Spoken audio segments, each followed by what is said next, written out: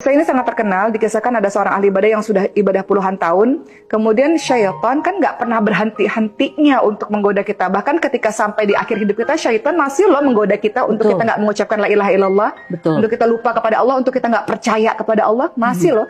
Ada ulama-ulama yang didatangi oleh para syaitan untuk membuat keraguan terhadap keimanan kepada Allah di akhir hidupnya.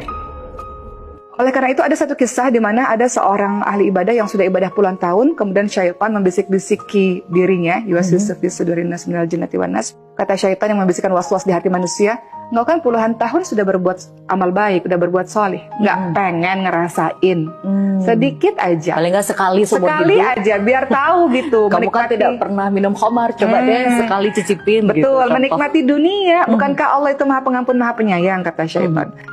Kemudian akhirnya kata syaitan ini, ya udah pilih aja, bisa minum khamar, kan dosa tuh banyak, bisa dipilih, habis itu bisa taubat. Kata syaitannya membisik-bisikan ahli ibadah tersebut, bisa zina, kau kan pernah mencintai seseorang, kemudian mungkin orang itu mencintai dirimu, cobain aja sedikit gitu, setelah itu bertobat kepada Allah.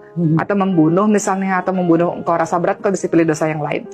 Akhirnya ahli ibadah ini kan berpikir, iya ya kok kayaknya hidup gini-gini aja gitu, flat aja, ibadah-ibadah aja, pengen deh ngerasain sesuatu yang mana orang lain juga pernah melakukannya mungkin. Tergoda.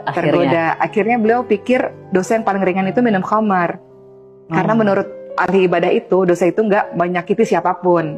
Padahal minum khamar adalah pintu dari berbagai macam dosa. Minum khamar itu pintu dari segala kejahatan. Karena ketika kau minum khamar dan mabuk, akal pikiranmu kan akan hilang dan sirna gitu. Jadi kita nggak berpikir ketika kita berbuat dosa. Jadi si ahli ibadah ini meminum khamar sekali. Apakah kamu berpikir bahwa minum khamar sekali lantas setan berhenti untuk menggodamu? Kan enggak. Setan kan step by step. Setan nggak bilang zina sekarang, bunuh sekarang. Enggak. Setan itu step by step. Sabar ya setan ya, kalau ganggu manusia ya. Paling sabar. Step by step, sampai akhirnya orang ini mabuk. Kemudian ada seorang perempuan, ketika dia sudah hilang akal pikirannya, kemudian ada perempuan tersebut, maka secara tidak sadar ya, karena pengaruh dari khamrnya tersebut, akhirnya perbuatan zina itu dilakukan. Setelah keesokan harinya dia sadar, dia rasa malu. Wah, puluhan tahun ahli ibadah sepertiku mampu berbuat zina seperti ini, apa kata orang? Kalau wanita ini bercerita kepada siapa-siapa, hancur nama baikku. Akhirnya perempuan ini dibunuh oleh sang ahli ibadah itu. Jadi 3-in-1 ya Uma ya dosanya ya. Jadi akhir hidupnya malah su'ul khatimah, hanya gara-gara meremehkan perbuatan dosa.